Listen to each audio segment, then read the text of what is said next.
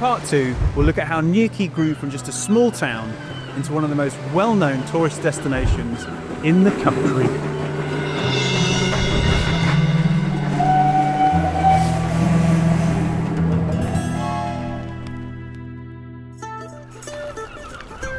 Early guidebooks to Cornwall and Newquay were not too favourable at first. Cornwall, from its soil, appearance and climate, is one of the least inviting of the English counties. A ridge of bare and rugged hills, intermixed with bleak moors, runs through the midst of its whole length, and exhibits the appearance of a dreary waste. The Bank Holiday Act of 1871 introduced the public to the idea of increased leisure time. Travellers have been coming to Cornwall for centuries, but it was the first passenger train to Newquay in 1876 that shaped the town as a holiday destination. Construction of many of the early hotels in the town was helped by Great Western Railway investing in company shares and bonds. Firm financial support and building ever larger hotels ensured the increasing number of tourists had somewhere to stay. Sylvanus Travail, a well-known Cornish architect, designed the 3 most iconic hotels in Newquay. The first, in 1879, was the Great Western Hotel, named after the railway. The second, in 1892, was the Atlantic Hotel, and the third, the most prestigious of them all, finished in 1900, was the Headland Hotel. To learn more of its opulent history, we've been lucky enough to speak to Mr. Armstrong, the owner of the Headland Hotel. In the programme so far, we've been looking at the connection between the railway and Newquay.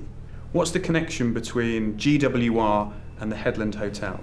In the early days, of course, the only way to get here sensibly would be by train. It would have been very difficult to arrive by any method other than rail.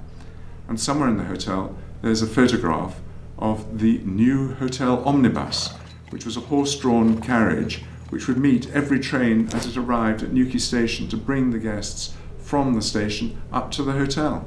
And no doubt GWR perceived benefit in having a quality hotel at the end of the line. One of the key figures in our story is Travail. Can you tell us a little bit about him and his connection with this hotel? Travail announced that he was going to build the finest hotel in the West Country, and as far as it goes, he probably succeeded. This was his final big hotel. His masterpiece, and the first person to sign the register was Sylvanus Travail himself, in a big black bold hand. The construction of the Headland Hotel on what was considered common land led to rioting within the town. Travail ended up on the receiving end of some of this tension. On September the 1st, 1897, Travail steps off the train at Newquay Station with police protection. He's there to inspect the damage. A crowd of people gather to meet him. Against the advice of the police, Travail refuses to get a cab and begins walking into Newquay. He gets as far as Central Square when the crowd turn into a mob who began pelting him with sawdust, eggs, flour and rotten fruit. Despite the riots, Travail made it to the hotel to carry out his inspection. 6 years after the Headland Hotel riots, in 1903, on a train from Truro to Bodmin, Travail, plagued with depression, shot himself in the ladies' lavatory in a third-class carriage. With the completion of the large hotels and passenger line, the march of progress continued. But World War I was about to intervene. Newquay's coastline would be a scene of maritime conflict. Local fishermen rescued survivors from torpedoed ships.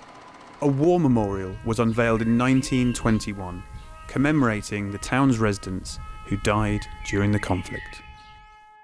Following the war, extensive advertising by GWR marketed the town as a major tourist destination, and the Newquay we know today came into being.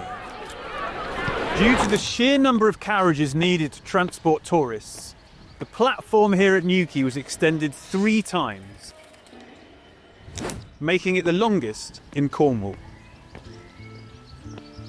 Once again, war intervened in Newquay's tourist industry.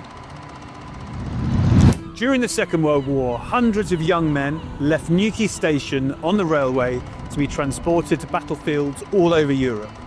At the same time, children and young people from cities and towns around the UK came on the railway to Newquay as evacuees. Many hotels were requisitioned as hospitals, schools, and others as accommodation for military personnel. After the Second World War, tourism was Cornwall's key industry, and it was thriving in Newquay like nowhere else.